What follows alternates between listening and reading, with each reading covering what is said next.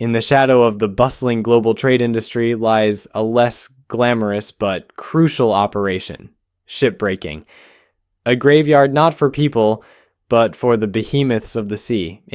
Here, the life of a ship comes to a grueling halt, dismantled piece by piece.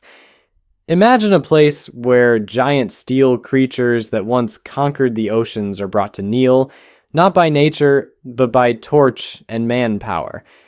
This is the world of shipbreaking, a billion-dollar industry thriving in the backyards of developing nations.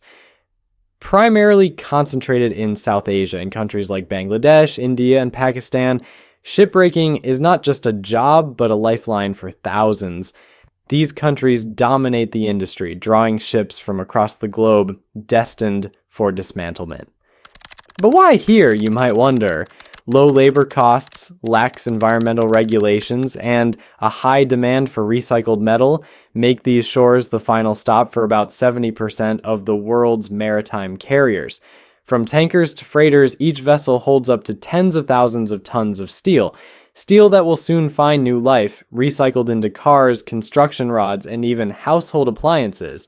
It's a transformation from ocean-carving giants to reborn metal products that fuels local economies but comes at a price not fully captured by the market.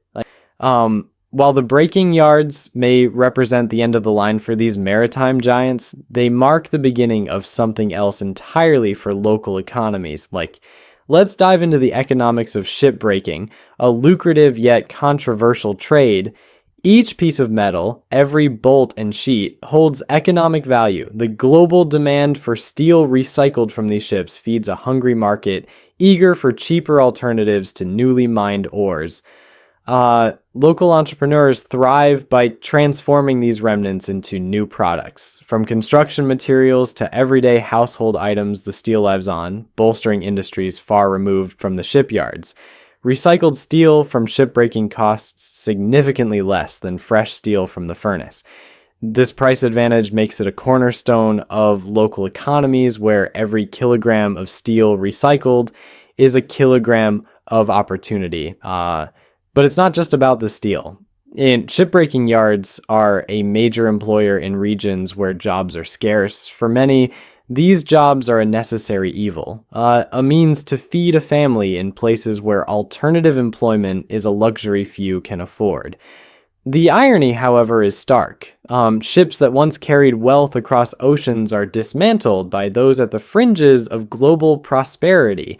The economics of necessity meets the economics of opportunity in a striking display of global inequality. As lucrative as it is, the business is mired in complexities. The cash influx to local markets is undeniable, yet the disparity between the profit margins of multinational ship owners and the wages of yard workers paints a troubling picture. While shipbreaking brings economic growth, one must wonder, who truly benefits from this trade, and at what human cost? As the sun rises over the horizon, casting long shadows across the heaps of metal, the workers of the ship-breaking yards begin another day.